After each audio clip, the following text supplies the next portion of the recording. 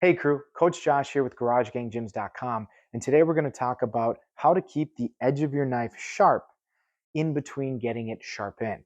Now, the point of keeping it sharp keeps us safe, it makes food prep so much easier, and it's actually really fun to use a sharp knife. Now, a lot of you have one of these at home. This is called a honing rod or a honing steel. This one in particular has little diamond grits on it.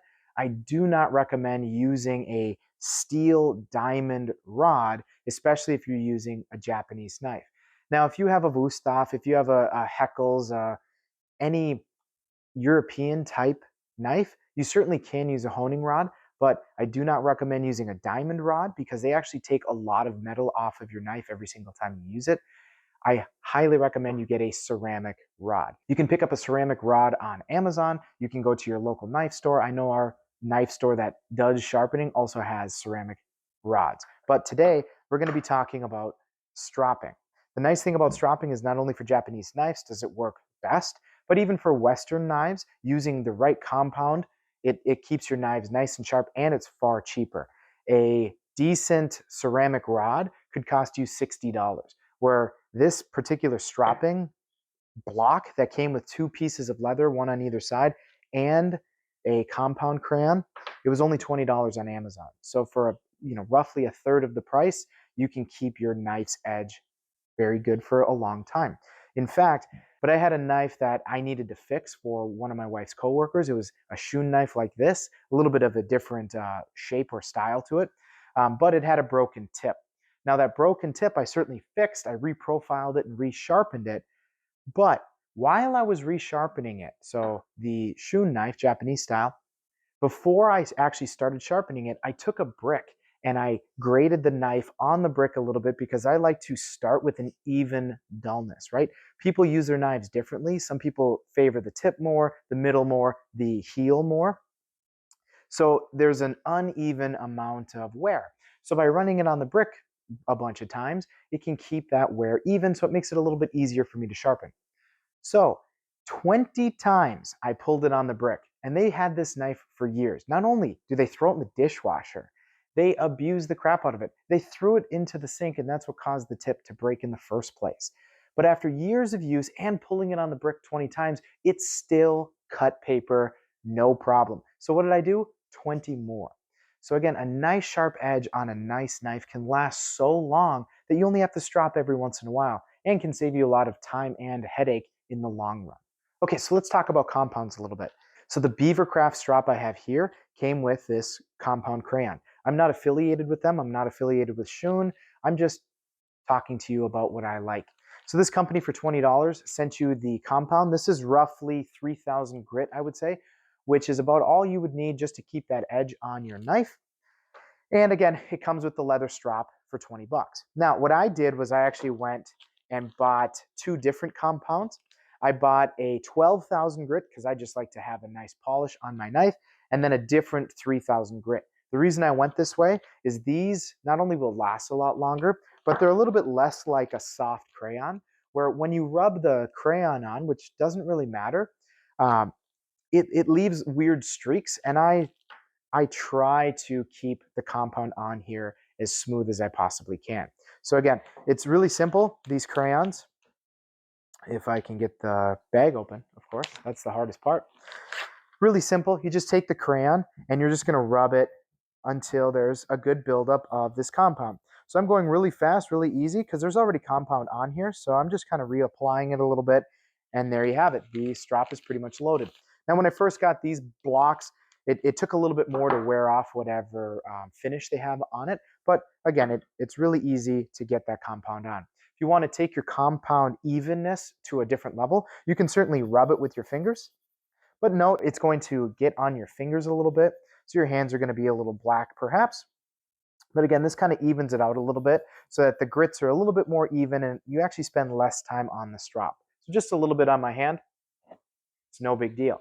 So again, if you're using the green, that's perfectly fine. It actually goes on really easy. You can rub it really easy and get a nice flat plane. Now, how often should we strop? I like to strop once, maybe twice a week. You certainly don't have to. I prep a lot of food, right? At least 5 meals a week I'm prepping. So I really like to strop at least at the end of those 5. But I actually enjoy the process of stropping, and I can really appreciate having a really honed in blade when I'm cutting things. I just like the whole experience. But again, if you even do it once or twice a month, that's going to be just fine, especially if you have a nice blade. If you have a nice blade, a nice knife that you spent more than $10 on, chances are that thing's going to be able to hold an edge for quite a long time. And as long as you're not grating the knife's edge on a cutting board, slamming it, chopping it, throwing in the dishwasher or the sink, your edge is going to last a long time. Just think back to that shoe I was just talking to you about. 20 times on the brick and it still could cut paper. So let's zoom in and let's talk about the strop technique. So I have my strop labeled so that I know where the coarse side is and where the fine side is. For most of you, using your green block that comes with it, that's going to be plenty. It's going to put a really nice edge on. It's going to be a little toothy. It's going to be great. Now, what really matters is trying to keep a consistent angle on your knife. If we go too high, we're going to be digging into this strop, this leather, and it's actually going to fold over this edge. And that's not something we want. What we want to do is lightly go with the edge of the blade. Now, I like to go by feel. Some people use a guide. But the nice thing about a strop is before you even put compound on, practice a few strokes, right? Do 20 strokes on either side just to really get comfortable with it before you put the compound on. When I was first learning, I would have compound on one side, and then on the other side, it was just a clean strop. That way I could practice. So now the technique that I use is probably going to be different than yours. I like to go in one nice fluid stroke, but I'll also show you ways that you can do little strokes as you're getting more comfortable. But let me just do a few strokes for you in one direction, just so you can kind of see what's going on. Now, I'm always going to lead with the back of my knife, because if I lead with the edge of my knife, it's going to dig into the strop. And I've found even doing it on a whetstone, because a whetstone is made out of ceramic or an actual natural stone, going forward, I feel like the edge rolls over a little bit more than if I go spine leading. So I'm going to put the tip on. Now, I'm not pushing down on it per se. I'm just resting my fingers on it, on the tip here, so that it stays in good contact with the strop. So all I'm going to do is I'm going to draw it forward, making sure it has good contact with the strop as I drag it through. So that's a lot slower than I would normally go, and I'll go slow again, dragging it, making sure it stays nice and consistent. So each knife is different. Even the shoe knife that I was repairing, even though they're considered the exact same knife, they're still a little bit of a different profile because a different person sharpened it. Okay, so there's going to be a little difference to it. Now, this edge has quite a curve towards the tip, almost like it lifted the tip up so that it can slide through food better. Then it flattens a little bit, and then it rounds out and then flattens again. So what I actually do with this particular knife is to get that little bit of the nose of the tip. I'm actually going to go across a little bit. So some people call this a J. I just come across, then I'll come through sliding my hand across. Now I feel super comfortable with the edge of this knife, so I don't mind sliding my hand across, but you might actually do something more like this, where you're just lightly going across the strop. Now again, it's coarse, so it's actually removing a little bit of metal. It's only a 3000 grit, so it's not removing a ton. You're certainly not going to sharpen a super dull knife on something like this. But I'll do maybe 10 strops on one side, trying to stay as consistent as I can. It's actually pretty quiet, so the microphone is just seeing it as background noise, and it's really not going to pick it up because we don't want to hear, grinding, shaking, whatever. And the most important thing, and you can see, is I'm trying to be as relaxed as I can in my wrist. I'm trying to keep the angle the same.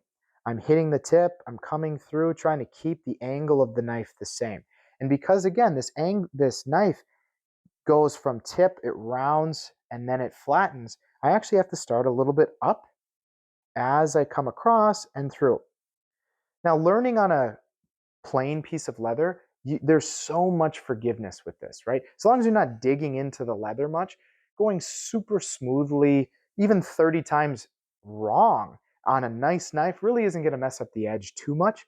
But again, as you go, you just want to kind of feel it out. So now flipping it over, I need to start and make sure that this blade is nice and flat, and then I'm going to draw it back nice and slow, following the curve of the blade.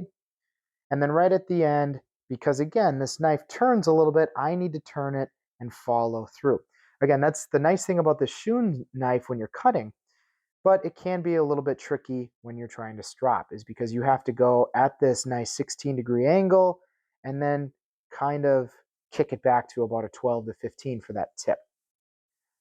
Yep, so I'm following back. I'm using my whole body, and I'm using my body and not my arms. My arms, just like a deadlift, if you guys have done deadlifts with me, your arms just hold on to the object.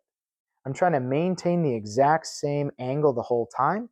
I'm drawing back, following through, okay? Now, typically when I'm stropping, it's, just to tune up my knife a little bit, or maybe I just finish sharpening my knife. And if I just finish sharpening my knife, I might actually do one stroke per side at a time. And you can see how I can flow through it a little bit. Now, again, you may not go this fast. In fact, you might have to go in little strips. So you might take the nose a few times. Okay, I feel good about that. And then move a little bit. Okay, I feel pretty good about that. And you might have to set the blade down, find your angle, hit it once. Set the blade down, find your angle, hit it again.